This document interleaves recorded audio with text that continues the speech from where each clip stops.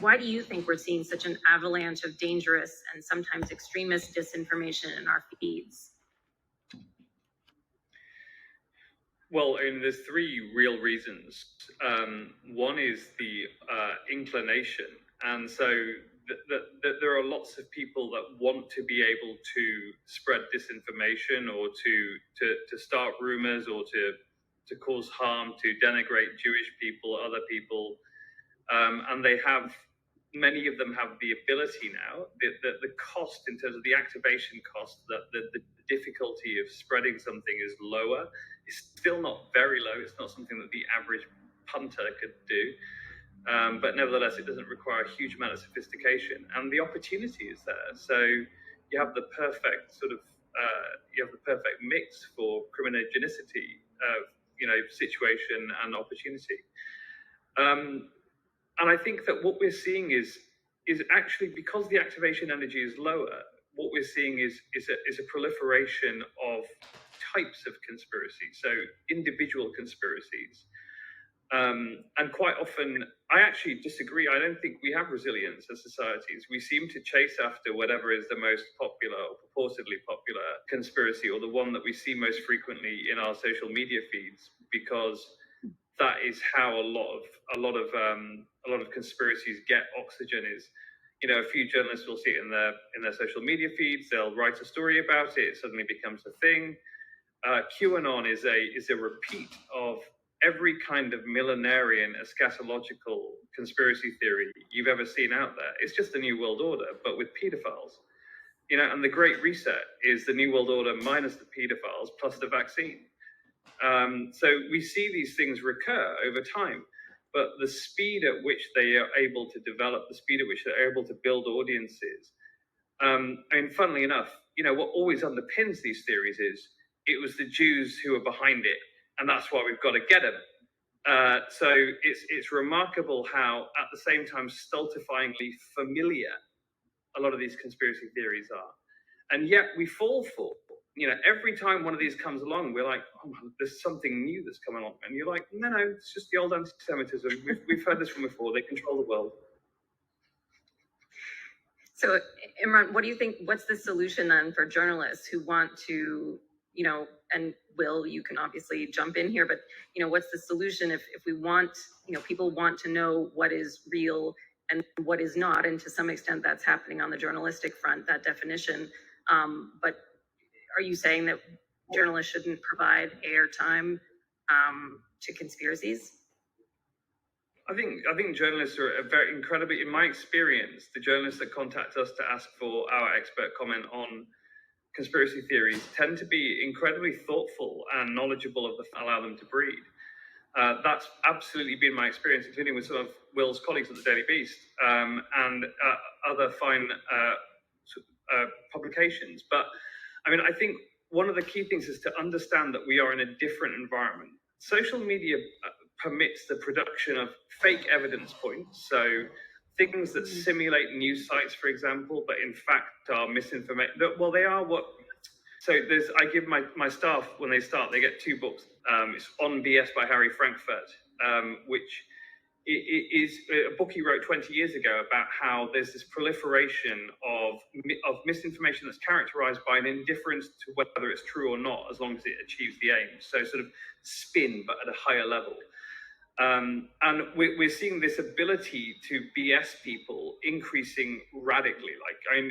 Social media hasn't been the democratization of journalism, it's been the democratization of BSing each other. So quite often what is just BS is picked up and sometimes is given a higher status than it deserves. And we've seen that with some of the nonsense around vaccines. Look, for the last year and a half, CCDH has almost entirely done anti-vax work. And we've achieved quite a reputation for it. And I think that is in part because we were the first ones to give people the playbooks. So we literally spent time in the conferences of bad actors and saw how they plan to organize themselves. So they have the fake evidence points, they have proselytization environments, which are like Facebook. It's still the 800-pound gorilla of misinformation, which is where you drip misinformation to color the lens by which people see the world. So it's almost, if you saw the same thing every day 200 times in the periphery of of your feed, you might start to think at the end of the year it's perfectly rational to conclude that the misinformation is true.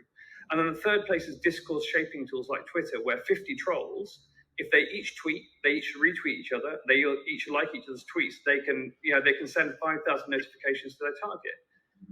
And that's the way in which, quite often people saying Twitter is saying actually ends up being the sort of the misinterpretation of the way that the mathematics and rules of physics for social media platforms work. Are the three of you seeing more anti-Semitism right now in the different campaigns and the different reaches that you're looking at into the different sectors of society? Or we're always keeping an eye on, obviously, anti-Semitism. It's incredibly important to our work and to the world in general. And I just think, I'm curious as to whether what's happening in QAnon is happening in other spaces. Well, I mean, what's interesting about anti-Semitism is that anti-Semitism is something that many other conspiracies tend to latch on. So conspiracy theories, because they're based on a kernel of BS, they're all based on a non-falsifiable hypothesis, a leap of faith, right? And if something's based on a leap of faith, it's endlessly malleable. You can keep changing it. Like 3G causes one disease, 4G causes another, 5G causes COVID. It just keeps mutating. Like, what the conspiracy theories are endlessly fissile, and therefore they're really interesting. They draw you in, and that's the power of them, is that they can suck people into a worldview. But we see different types of conspiracy theories, hybrid memberships, and also the conspiracy theory underlying it. So, for example, QAnon with the anti-vaxxers becomes the Great Reset because they need to integrate in some way the vaccine into the great QAnon mythos, which isn't there. And that sort of yields the Great Reset. And anti-Semitism is a very good one to pick up because there are tropes that are so well established in our society, sadly. And that they provide, and of course, anti-Semitism of an alien group controlling our society, and so that's really helpful for any conspiracy theory to sort of integrate the tropes, the ideas of anti-Semitism, and very often that and we see as well anti-Semites targeting conspiracy theorists, saying like this is that feeding it in, going, actually, we already know stuff about this. The Jews are behind this sort of stuff. There's evidence to show this, and so this is it's not a static thing. Like QAnon, for example, has evolved over time. All conspiracy theories evolve over time, and anti-Semitism is usually brought into it. Is there a greater prevalence of anti-Semitism now than before? Probably not, in terms of overall in society, but it's more visible. And does that have a normalizing effect to anti-Semitic tropes? Absolutely. Why is it more visible? And here's where we come into social media and what Frances Haugen, the whistleblower from Facebook's been talking about, which is that the algorithms that underpin a major way that 3.5 billion people worldwide now communicate, 4.5 billion people, social media, actually elevate misinformation, hate, contentious information above good information. Because frankly, hate, controversy, chewy stuff that people start debating whether they're for or against is more interesting than agreement and tolerance. And actually, one of the main means by which we share information, we set social mores, attitudes and behaviors by which we negotiate the values that underpin our society and decide the corpus of information that comprises knowledge and the truth. That's a platform that actually is weighted towards the very things that raise anti-Semitism. Absolutely. So that's the problem. Yeah. Our job is to persuade people to go and take a vaccine.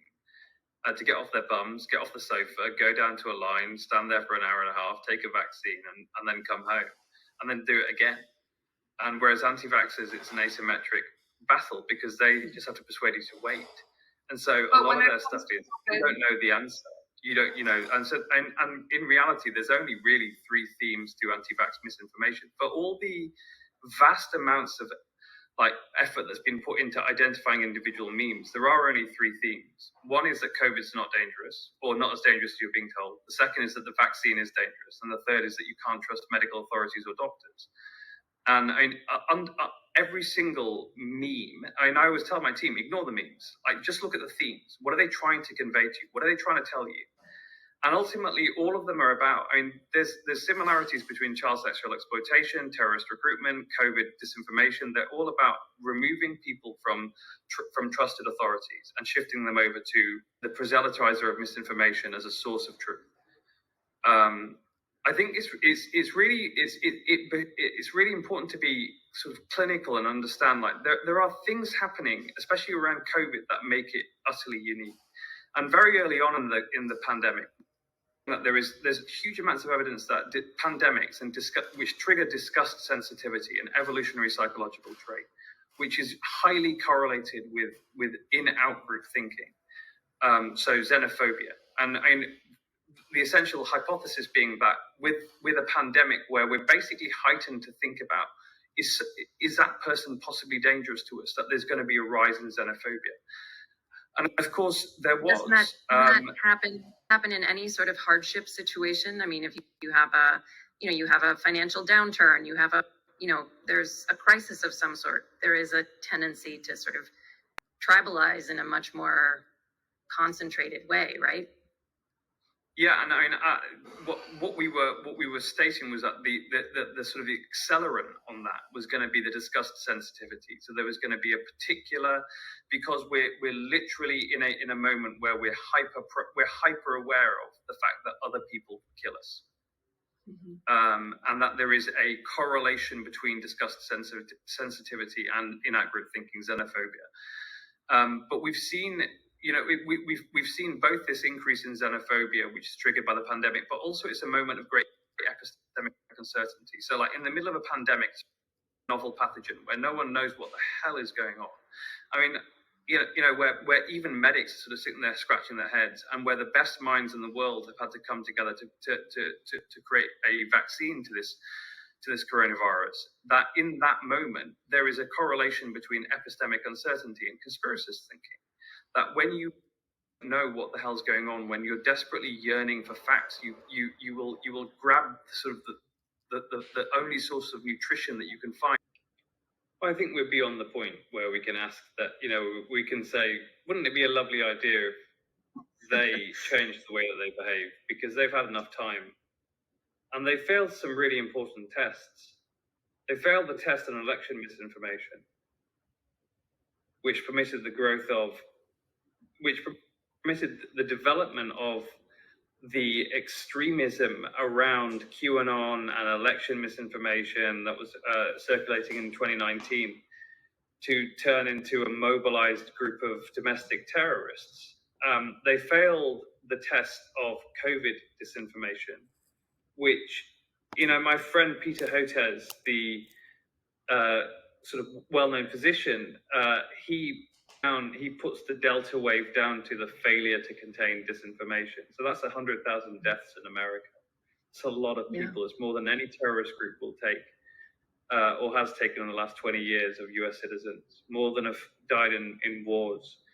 And they fail the test when it comes to cleaning up hatred. So after Facebook, for example, said that they were going to not just get rid of anti-Semitism from the platform, but get rid of the precursors, get rid of dehumanizing rhetoric. We did a really simple test. We reported 1,000 bits of anti-Semitism to them, really grotesque stuff, Nazi-level stuff.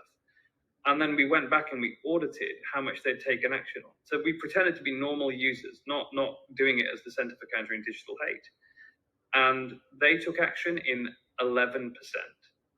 So in 9 out of 10 instances, they take no action at all. That's something that we've been seeing repeatedly. So on these 3 tests, they've just failed so grotesquely. I think it's time for action. But the problem has been that while there are, each country is trying. So I've actually got 2 members of staff in Brussels today speaking to the European Union. I was back in the United Kingdom a few weeks ago giving evidence to the Online Safety Bill Committee. The US, we've endorsed bills by various different people, Amy Klobuchar, Tom Malinowski, Anna Eshoo, because I'm based in DC. But there is no coordination. And I think that's because there's not a set of philosophical principles that everyone's agreed on. Everyone's quite nervous to go after something which feels like it might be First Amendment-y, and no one wants to mess with the First Amendment. That's very interesting. Yeah. And so Will, I think the principle underpin a workable solution would be on transparency of the algorithm, so we can understand how it works, transparency of the economics and advertising, so we can understand why you're targeted by advertising, what data you've handed over, what is the cost of your free to use platform. And finally, transparency on enforcement. So if you do report misinformation or hate, they should tell you what rule they've assessed hasn't been broken. And that should be made a rule that they should always have to tell you what they've done, tell you why they've decided to. And, I find that in most instances, the problem isn't that they're taking down too much. The problem is that they're taking down far too little, so that those community standards that we all observe as our responsibility, the reciprocal right that we therefore have to enjoy platforms that are therefore free of those things is not true. And so that contract is broken, and it's time for us to be able to assess exactly why that's going on. Yeah, absolutely. And I want to leave time for questions, but Will, what Imran brought up was so important, and I wanted to ask you for your perspective as a journalist. Obviously the First Amendment matters to all of us, but as a reporter, it's something that you rely on, for your livelihood. And, what do you think, how do we balance these concerns? How do we balance, making sure that we are, creating systems that people can work within equitably without destroying people's access to information? Yeah, I mean, look, I don't really have the solution for it. I mean, I think it's a really tricky question. I mean, basically, I do think on one hand, I think, when people are deplatformed, I think often very bad actors, I think it proves to be very successful, particularly when you have people who essentially exist to promote disinformation or to troll people or harass people. On the other hand, I think this practice of the government sort of getting around First Amendment issues by outsourcing this moderation to the platforms creates this awkward situation where the platforms then decide who gets to participate in public space. So I think it's concerning on that level. Yeah, absolutely. Well, I do want to see if there are any questions to them. Okay, so here we have. I'm going to open this up, and whoever would like to answer this, I think this is good for everyone. But so many Instagram and TikTok users are between the ages of 13 and 34 years old, so very young. How do we do a better job of teaching kids how to recognize these campaigns, how to recognize hate when they see it? And Will, this does go back to your idea about TikTok using conspiracy theories as entertainment. How do we better educate children who are spending so much time on social media? Sure. I mean, look, I think it's tough. I mean, I was struck by when Pizzagate started in 2016, and this idea that this sex dungeon was being run out of a Washington pizzeria, wars and that kind of stuff. And then a few years ago, I think in 2019, so I was on TikTok, and suddenly a totally different audience, young teens, was just getting really into Pizzagate, and they were walking the same path, but in sort of a TikTok-y way. And they were saying, it would be a thought bubble, and they'd say, like, why does no one talk about this? And then it would be like John Podesta's art collection or something. And they were trotting the same path. It was just a very different group that was using it for different means. And, on one hand, it's almost like they're telling each other a spooky story. But on the other, I mean, these are real people whose lives are being terrorized. I mean, I was watching video of people trying to break into comic ping pong just a few days ago. So I do think that there is this, particularly also among a lot of YouTubers who are popular, there is this kind of like, well, tell each other conspiracy theories, but inevitably, people go beyond just watching the videos. Yeah. I think we've seen the potential for these theories, and especially as they're distributed so widely, the potential to incite violence is really high, and that's one of the most dangerous aspects of all this. Lisa, Imran, did you have something to add? How do we teach kids not to get sucked into these theories? Yeah, I do. So I think a couple of things. So I think, first of all, one of the things that we have to recognize is that these platforms that are popular, especially with young people, are not text-based. One of the reasons why I think that's really important is because the tools and technologies, and I have a team of people who will, thank me for saying this out loud, who I work with, it's harder to analyze at scale video and image. It just is. We've built the technologies needed to do it, but it's not as simple as finding a text-based disinformation campaign. So that's one piece that I think we need to remember. When it comes to, the fact that people are 13 to 34, I believe you said, I actually think that's an opportunity, right? So, we can teach in schools how to read social media. We can teach how to be discerning of online content. And there have been conversations in the education community about how to do that. We've seen some great progress made by organizations like Newslet to be able to make some of those training and resources available.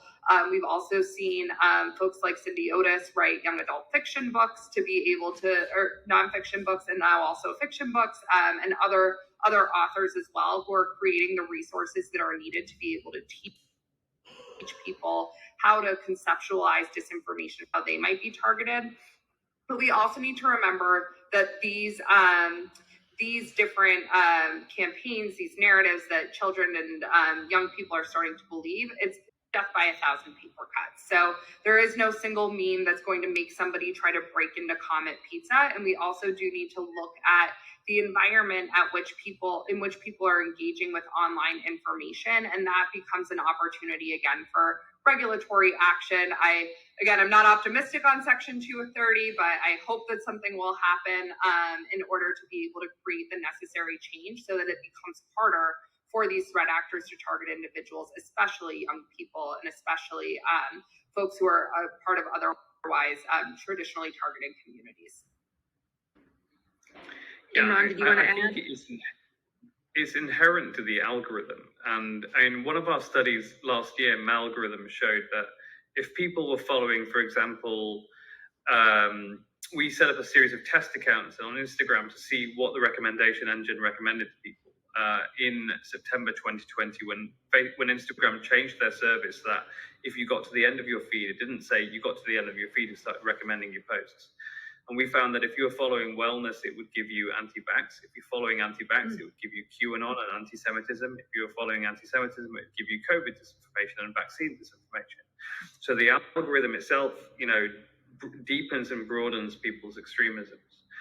And the algorithm is to play, and we're currently finishing a study on pro-anorexia accounts, and they're being recommended to children. We're looking at a whole range of different ways in which children are being harmed and being presented with information. Information is being published into their feeds. It's time to switch off the algorithm for children.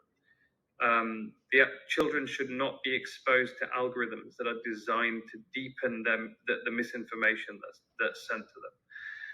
And I think we're reaching that point now, aren't we? Where parents spend so much time making an effort to decide who it is that influences their children. Do you really want someone with the form of Mark Zuckerberg, Sheryl Sandberg, Jack Dorsey deciding what your kids see? Because on the evidence, putting your kids in the hands of Instagram for an hour or YouTube for an hour, it's irresponsible to the point of being abuse. Do you think that that's even a doable sort of solution? Is there a way to, I know there have been discussions about having different social media, apps for kids, but what's to keep anyone from just going to the sort of regular social media app? The irony is that, of course, Instagram for kids is to allow them to have specific algorithms that target the, children, and to provide. And children we aren't the users of social media. We know this, right? We're the product in social media. The users are the advertisers, because 98% of the revenues of social media companies comes from advertising. So it is about creating a new app to allow advertisers to have the specificity of targeting children in an environment which is designed to keep them engaged. And so children having different, and we know this from having kids, like children have different minds. They have all the things that we love about them, their curiosity, their desire to keep digging, to find out more, to branch out their knowledge, is exactly what makes them so susceptible to algorithms. I think we're going to come to a point where people realize that the algorithms are so detrimental that, as we do with lots of other types of there should be a rating system, and we shouldn't be putting children on platforms run by people who we know do not care if they radicalize and harm our kids.